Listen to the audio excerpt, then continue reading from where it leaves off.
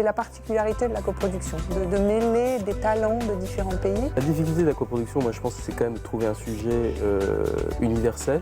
Et comment on va s'intéresser finalement à ce que sont les personnages. Quel est le meilleur réalisateur qui peut faire un film sur des loups? Pour qu'une coproduction se fasse en Chine, est-ce qu'il y a des critères précis? Philippe est le premier réalisateur à avoir accepté ce défi. Chaque pays a ses raisons pour vouloir que le cinéma voyage. Ce ne sont pas des films chinois qui pourront faire Transformers 6 ou Iron Man 8.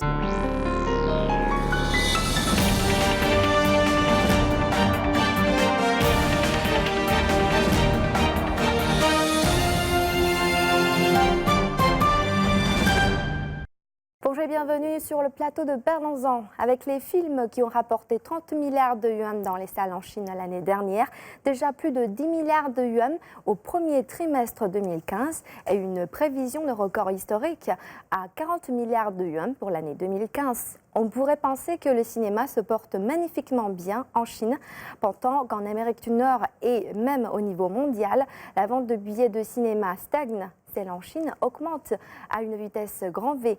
Au premier trimestre, ce sont 322 nouveaux cinémas qui s'ouvrent avec près de 1400 nouveaux écrans. Fin mars, le nombre de cinémas en Chine a dépassé le nombre de 5000 avec 25 000 écrans.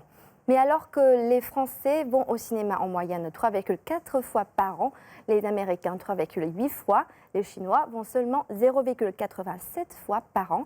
C'est dire le grand potentiel du marché du cinéma en Chine qui intéresse beaucoup de monde. Dans ce nouveau numéro de Parlons-en, nous continuons à parler du cinéma chinois et plus spécialement du système de coproduction.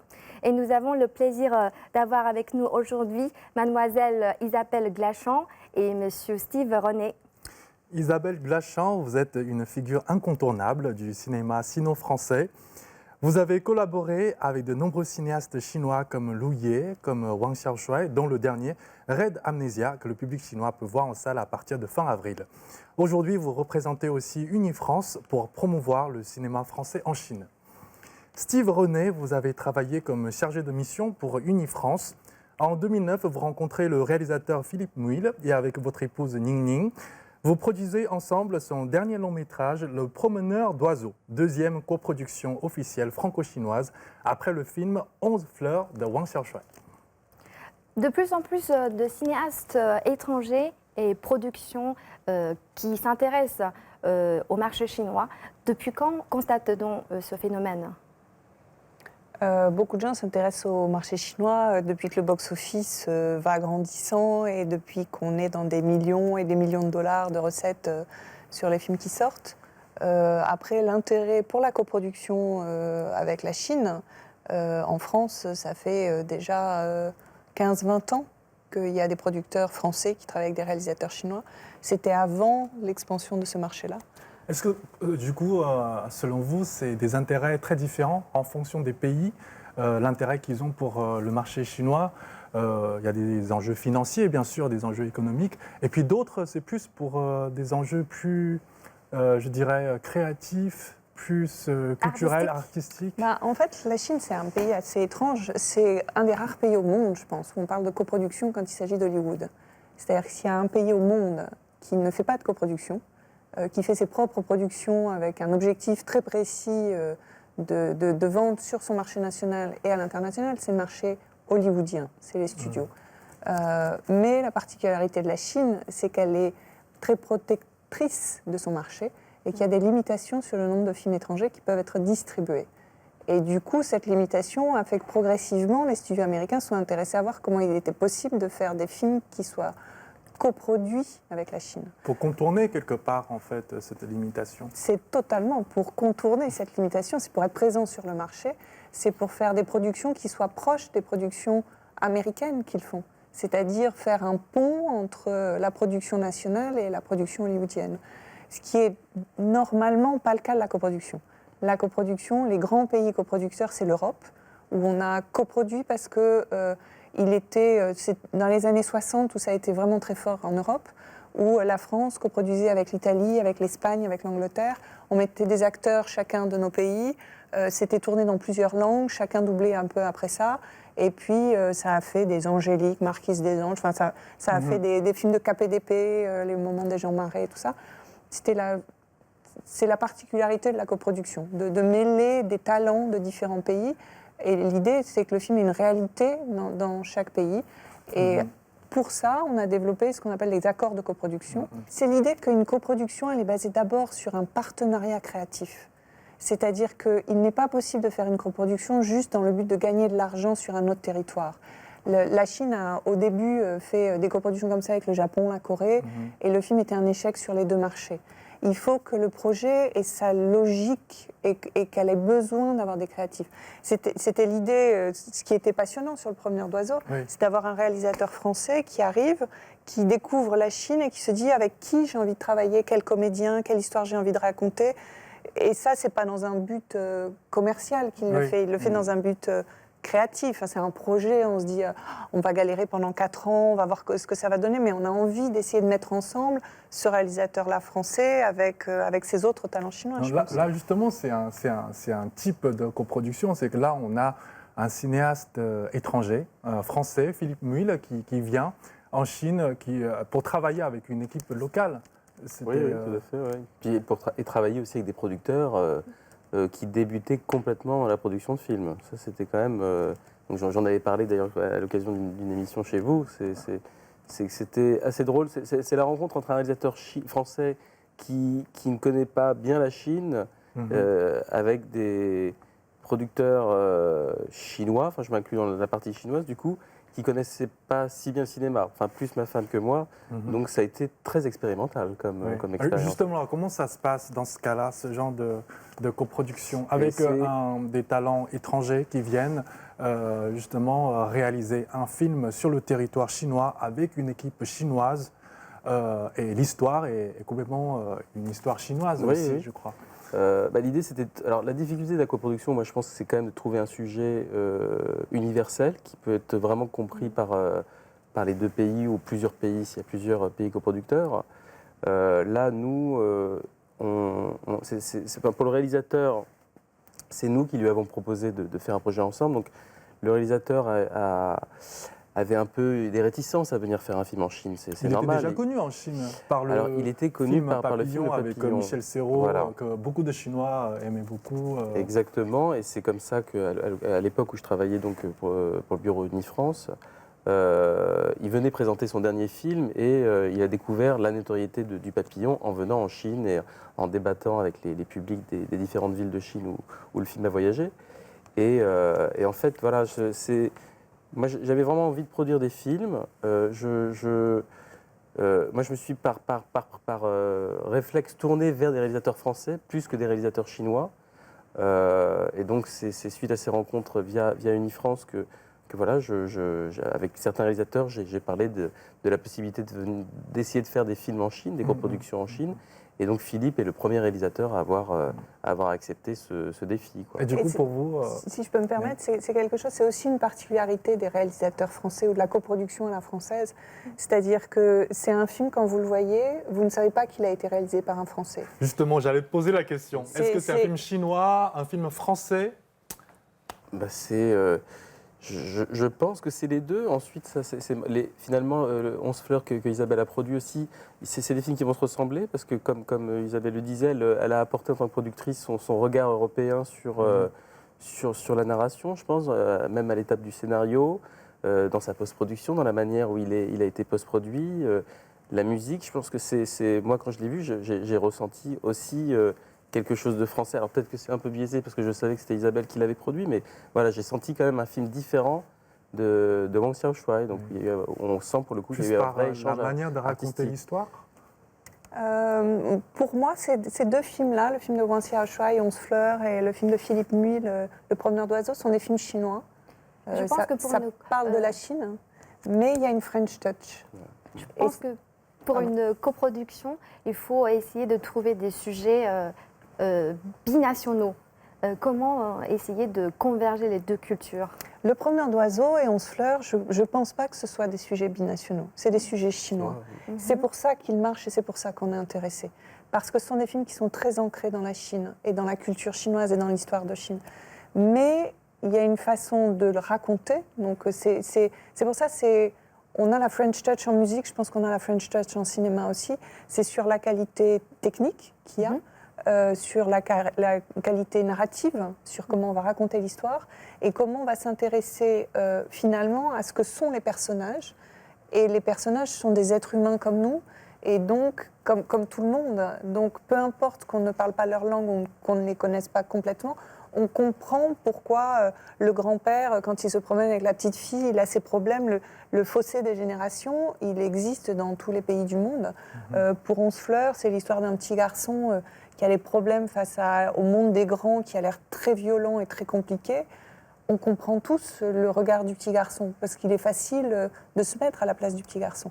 C'est le côté universel du cinéma, tout en étant extrêmement local et ancré dans le pays.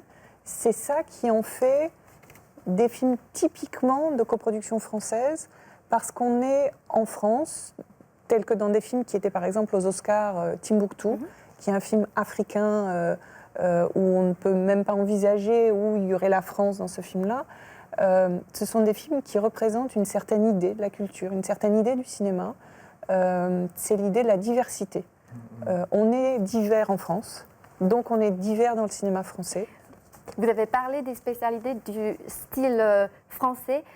Quels sont les atouts français sur le marché chinois ? Je pense que c'est, dans un premier temps, au travers de la coproduction, ce qu'on voit, notre premier atout, c'est nos réalisateurs. Philippe Muil, Jean-Jacques Hano, c'est des réalisateurs... Leur manière de raconter les histoires... qui vont vers la Chine et qui embrassent la Chine, qui font un chemin incroyable pour la comprendre d'abord et pour arriver à voir comment ils vont pouvoir aider cette Chine à être compris par d'autres gens. Et par rapport au système américain, est-ce que vous trouvez qu'il y a des différences entre les systèmes ? Il n'y a aucune coproduction avec les Américains qui soit du genre du Dernier Loup ou du Promeneur d'oiseaux. Les coproductions avec les Américains sont généralement des objets américains qu'on amène ici et qu'on va saupoudrer d'un peu de sauce au soja pour leur donner une petite touche chinoise. Mais sans que ce soit la Chinese touch, si on pourrait faire un parallèle avec la touche française. Il y a des types très différents en fait sur le mode de la coproduction. Enfin, nous, on a constaté par exemple ces dernières décennies au niveau de l'architecture. Par exemple, il y a des très grands cabinets d'architectes de renommée internationale qui viennent réaliser des projets fous que peut-être c'est impossible de réaliser à l'étranger. Est-ce que du coup aujourd'hui... Dans celui de là où on est aujourd'hui. Du coup, dans le domaine du cinéma, est-ce que c'est à peu près la même chose ? Est-ce que le cinéma, la coproduction, ça permet à la Chine de devenir une aire de jeu pleine de promesses, où tout est possible pour ceux qui viennent essayer et s'intéresser au cinéma chinois ? Je crois que la Chine est une terre de fantasmes. Oui. Donc beaucoup de gens arrivent avec des idées incroyables. Oui. Mais dans les films qui se font réellement, les coproductions qui se font, elles sont très ancrées dans un réel. Du coup, est-ce qu'il y a des critères justement pour qu'une coproduction se fasse en Chine ? Est-ce qu'il y a des critères précis ? Il y a les critères précis. La première, c'est que pour qu'il y ait une coproduction, il faut de l'argent qui vienne des deux marchés. Donc beaucoup de gens en Chine parfois pensent qu'ils font de la coproduction quand ils vont tourner à l'étranger, ce qui n'est pas le cas. Il faut que le marché local, l'autre pays, amène de l'argent.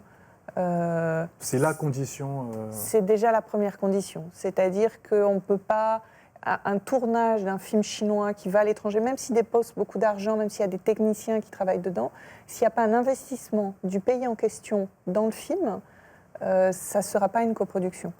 Aujourd'hui, par exemple, pendant ce festival de Pékin, il y a un thème, c'est développer des coproductions. Pourquoi, selon vous, les autorités locales encouragent maintenant les coproductions ? Parce que, a priori, ce n'est pas des moyens financiers qu'on manque ici.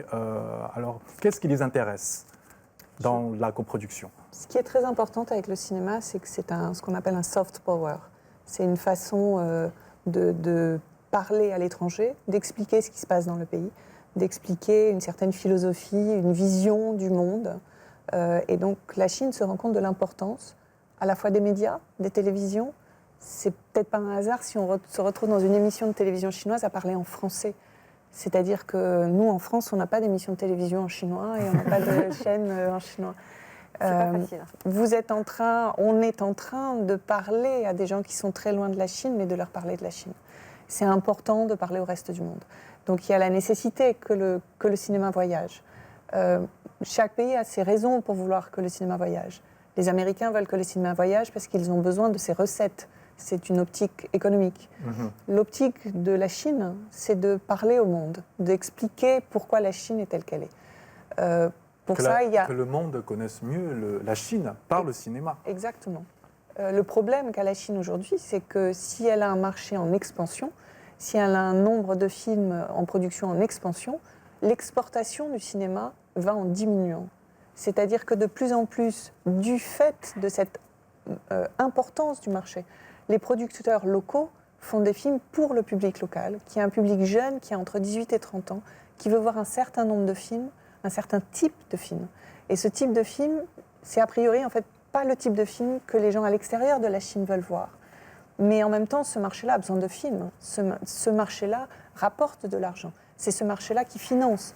Donc les producteurs sont un peu coincés entre est-ce que je fais un film pour le public chinois qui veut ce type de film-là, mais je ne peux rien en faire à l'étranger. Et si je fais pour l'étranger, en même temps, est-ce que moi je sais ce que veut l'étranger? Comment je fais moi pour faire un film qui marche à l'étranger? Ben, la coproduction est un de ces moyens. C'est-à-dire que je pense, par exemple, le plus bel exemple dernièrement et de succès, c'est Le Dernier Loup. De Jean-Jacques Hano. De Wolf Totem, de Jean-Jacques Hano, qui est un projet chinois, une adaptation d'un roman à succès chinois. Et puis au moment où les producteurs chinois se retrouvent à développer le projet, ils se posent la question de qui le réalise. Alors, il faut que sur le marché local, bien évidemment, il marche, mais on ne veut pas que ce soit qu'un film pour la Chine. On veut que le film voyage. Quel est le meilleur réalisateur qui peut faire un film sur des loups? Ben, dans le monde, il n'y en a pas tant que ça. Et finalement, le plus grand, c'est un Français, c'est Jean-Jacques Hano. Et ils sont allés chercher Jean-Jacques Hano. Et le film marche bien en France, marche très bien en Italie en ce moment, a été vendu dans beaucoup de pays. Et marche très bien en Chine. Et il a très bien marché en Chine. Il a très bien marché en Chine parce qu'il y avait un roman qui était connu. Et il y avait aussi une société de production, China Film, qui est aussi distributeur. Et ils ont l'habitude, puisqu'ils distribuent les plus grands films étrangers, puisqu'ils ont le monopole de la distribution des films étrangers. Et China Film a fait un travail remarquable de distribution, de stratégie de distribution, pour que le film reste longtemps à l'affiche et que le public ait le temps d'aller voir le film. Je voudrais revenir un petit peu justement par rapport à ce que vous disiez. Il y a des films, moi je pense aux cinéastes avec qui vous travaillez, par exemple, ils sont presque plus connus à l'étranger que dans leur propre pays. Ils sont très connus dans les festivals. Et est-ce que pour vous, c'est important de les soutenir parce que ce n'est pas forcément des cinéastes qui attirent les grands investisseurs? Et du coup, est-ce que c'est toujours important pour vous, par la production, de les soutenir? Et pourquoi? Je travaille avec eux parce qu'ils ont effectivement une certaine ouverture d'esprit, parce qu'il faut peut-être être un peu fou pour demander à une Française de se joindre à la production d'un film. Mais je les soutiens pas juste, en fait, enfin pas parce qu'ils ont des difficultés à être vus et à être reconnus en Chine. C'est d'abord parce que la qualité du travail qu'ils font artistique me paraît juste incroyable. C'est des réalisateurs incroyables. Quand vous faites un film et que vous allez travailler pendant 2-3 ans avec un réalisateur, c'est d'abord, il faut comprendre son monde et penser que son monde vous touche. C'est pour ça que vous faites un film. Je pense que ce pourquoi ces réalisateurs-là, qui sont extrêmement connus à l'étranger, parce que leurs films sortent en salle, et ne sont pas connus ici, c'est un problème qui est lié à la salle, à l'exploitation. Les salles de cinéma chinois montrent essentiellement des films commerciaux, parce qu'ils veulent gagner de l'argent rapidement. Ce développement des salles que vous expliquez, on est près de 25 000, on était à peine à 3 000 écrans il y a 15 ans. Ça veut dire une construction phénoménale de cinéma dans des malls, dans des centres commerciaux, dans toutes les villes de Chine. Ça veut dire des nouveaux directeurs de salles qui n'ont jamais fait de cinéma, qui ne savent pas programmer un cinéma, qui ont des obligations, Ils ont construit, ils ont dépensé beaucoup d'argent pour créer ces cinémas. Ils veulent récupérer rapidement les mises qu'ils ont mis. Oui. Et pour ça, ils ont une politique de programmation qui est mettons d'abord en avant les films commerciaux où on est sûr que le public, rapidement, facilement, va vouloir aller voir. Si vous avez Batman ou si vous avez Le Promeneur d'oiseaux, vous n'avez pas la même attente du spectateur. Et étrangement, il faut plus de temps au Promeneur d'oiseaux pour faire que les spectateurs y aillent qu'il ne va falloir à Batman. Parce que Bien Batman, sûr. on est au courant à l'avance que ça sort, est-ce que ça va sortir. Donc le monde se rue dessus. Dans Et la programmation, la diffusion, c'est très important, surtout pour ce genre de cinéastes dont les films ont peut-être aussi besoin du bouche à oreille, comme Le Dernier Loup, ça a besoin d'être en salle et puis que les gens voient et d'en parler autour d'eux et pour créer ce mouvement-là. Justement, on va découvrir tout de suite quelques extraits de ces dernières coproductions. 因草原狼所产生的恐惧与敬畏，就是人们心灵中所崇拜的图腾。就！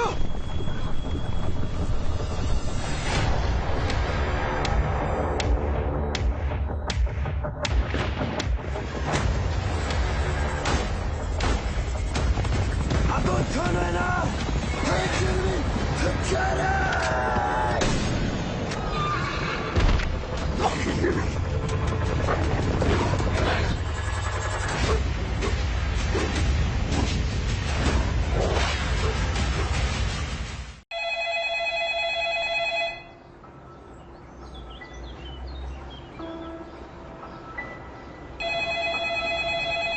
上个月老赵去世了。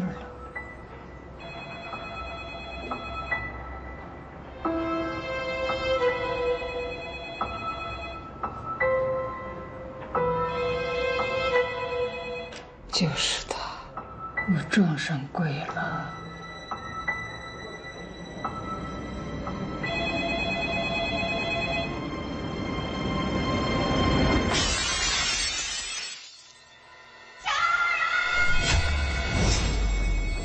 我没有做梦，我跟你们说的都是真的。刘胖子，你再骚扰我报警！明明看见他了，你别老跟着我行吗？以后少打电话骚扰我们家老太太。我求求你了。 Tout à l'heure, nous avons parlé de la réussite du Dernier Loup. Je pense que la diffusion et la promotion font aussi partie de la réussite des films. Et alors, comment ça se passe pour les coproductions ? C'est la même chose. Je pense que ce sont des films qui ont besoin d'être soutenus, d'être défendus des deux côtés de la coproduction pour les coproductions franco-chinoises. Ce cas du Dernier Loup, c'est incroyable parce que moi, je me souviens, ça sortait au début de l'année en Chine et il y avait très peu de campagnes de communication. En tout cas, par rapport à des campagnes de pub qu'on pourrait connaître avec le cinéma américain, par exemple. Et pourtant, le film, petit à petit, ça a fait bouche à oreille. Beaucoup de Chinois sont allés voir en salle. Et finalement, ça arrive en box-office. Et c'est en très bonne place dans les box-office en Mais Chine. China Film a une stratégie incroyable pour le lancement du film. Ils ont fait en fait une pré-sortie. C'est-à-dire au moment de la Saint-Valentin, pendant 2-3 jours, le film a été vu. À un moment où il n'y avait pas beaucoup de films. Et ça a permis, et puis en fait la sortie a été en fait une semaine après. Mais ces 3 jours de présence du film a commencé à créer ce bouche à oreille. Ce qui fait que quand le film est sorti, il avait beaucoup moins d'écran, parce qu'il y avait des gros films chinois qui sortaient. Et donc le film était en fait l'outsider, celui où on pensait qu'effectivement qu'il n'y arriverait pas. Mais il avait quelque chose de particulier, parce qu'on regardait, nous, les chiffres pour essayer de voir, même si le film est considéré comme chinois en Chine, donc il n'est pas français pour nous ici, c'est une coproduction, donc on est intéressé à savoir ce qui se passe. En fait, l'écart entre le pourcentage de projections qu'ils avaient sur tout le pays et le pourcentage de billets vendus était toujours supérieur. C'est-à-dire qu'ils avaient une meilleure moyenne de spectateurs par projection que les autres gros films qui passaient à ce même moment. Les salles ont essayé de maintenir pendant un certain temps ces gros films, et certains de ces gros films, en fait, n'avaient pas du tout les entrées en équilibre par rapport au Dernier Loup. Et le Dernier Loup, progressivement, a eu de plus en plus de salles. De plus en plus de salles, comme c'est progressif, ça permet le bouche à oreille, les gens qui disent « Ah, mais c'est vachement bien, ça m'a plu, tu devrais y aller ». Et c'est la particularité d'un autre type de cinéma, qui n'est pas le cinéma de ces grosses productions américaines ou hongkongaises ou chinoises. C'est il faut du temps. Pour revenir au Totem du Loup, je pense que moi de mes souvenirs, je sais que le film devait sortir au mois de décembre. D'ailleurs, tous les deux, Isabelle et moi, on connaît bien Jean-Jacques Hano et son producteur, et je sais qu'il y avait une inquiétude vraiment de ce décalage de sortie qui était prévu au mois de décembre, de le sortir au mois de février. Je pense que c'est parce qu'ils avaient peur de la sortie du film de Tian Wen. Et il y avait le John Woo, il y avait deux gros films. Il y avait deux gros films qui sortaient en même temps. Et c'était effectivement aussi audacieux de le sortir pendant le Nouvel An chinois, où on se doutait que c'est toujours, comme tous les ans, une grosse période de sortie. Et effectivement, la China Film a montré qu'il savait être un excellent distributeur. Donc ça donne de l'espoir. En fait, tout est possible. Il n'y a pas que des films américains qu'on voit dans les salles, c'est qu'à partir du moment où on élabore une bonne stratégie, des bons films peuvent tout à fait arriver dans les salles et rester et puis attirer... Si on leur laisse le temps. C'est-à-dire que c'est là où c'est vraiment important la politique de programmation. Cette politique de programmation, elle peut être avec des salles qui sont un peu différentes, comme le MoMA à Pékin, qui montre des films un peu différents. Ça va généralement souvent dans les autres pays tels que la France avec des aides du gouvernement, des aides financières. De dire on ne peut pas vous laisser être seul face à la loi du marché. Il y a des films, il faut les protéger, il faut faire qu'il y ait un espace qui soit un peu différent, où vous allez peut-être gagner un peu moins d'argent, mais c'est important que cet espace-là existe. Une des plus grandes salles en France, qui est le UGC Cinécité Léal, où il y a 28 écrans. C'est énorme, 28 écrans. Il n'y a jamais deux salles avec le même film. Il y a 28 films qui sont proposés, présentés au public. Des petites salles, des grandes salles. En Chine, souvent, vous avez 6 salles et 4 écrans avec le même film. Il faut travailler avec ça parce que là où les exploitants, je pense, gagneront de l'argent, là où les productions chinoises pourront être différentes et pourront accéder plus largement à leur public, c'est justement s'il y a cette diversité. J'étais aussi, pas convaincu que le Totem du Loup trouverait son public en Chine, et ça a été vraiment une surprise. Et je pense que justement, ça donne à réfléchir aujourd'hui. Et là, dans le cadre de mes nouveaux projets, justement, c'est plus facile, grâce au succès du Totem des Loups, qu'avant, que quand on cherchait des financements sur le promeneur d'oiseaux. Mais ça dépend aussi quel type de coproduction. C'est-à-dire que ce type de coproduction à la française, qui je pense est l'avenir de la coproduction. Faire Transformer 4 ou Iron Man 3. Qui a été en tête de box-office l'année dernière. C'était en tête des box-office en tant que grande production américaine, mais le cinéma chinois ne peut pas envisager ça comme coproduction, parce que s'il envisage ça comme coproduction, il ne pourra être que le petit frère du grand frère américain. Ces films-là sont des films américains dans lesquels il y a une petite partie chinoise. Et ce ne sont pas des films chinois qui pourront faire Transformer 6 ou Iron Man 8. Le monde, le reste du monde, n'est fort que dans des films qui parlent d'êtres humains, d'échanges, d'émotions.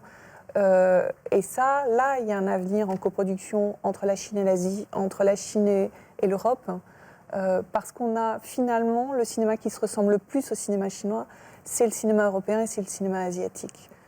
Alors, il y a... Une vraie coproduction. Une coproduction qui rassemble tous les talents des pays différents. Ce sont des coproductions où Le Dernier Loup est un film qui est réalisé par Jean-Jacques Hano, mais un réalisateur chinois pourra faire un film qui se rapproche de ça. Le Dernier Loup est proche du cinéma chinois. Ce sont des cinéastes, ce sont des projets, ce sont des films qui sont en communication, en échange avec la réalité du cinéma chinois et de ce qu'il sait faire de mieux, je pense. Alors que quand on est sur des grosses productions du type des franchises, on est juste technicien, on aide, mais le prochain film devra être de nouveau un film qui est à l'origine des studios. Ça ne permet pas au cinéma chinois, en tant qu'industrie et en tant que collectivité, à avancer et à apprendre des choses, je pense. Merci. Merci d'avoir répondu à notre invitation. Je sais que vous êtes très occupés tous les deux pendant cette période de festival. Merci de venir parler du cinéma avec nous dans cette émission, dans l'émission de Parlons-en. Merci à vous de nous suivre tous les samedis sur CCTV Français. Au revoir et à très bientôt. 我糜烂人生的朋友，我发誓我们终将会分离，发誓我们将。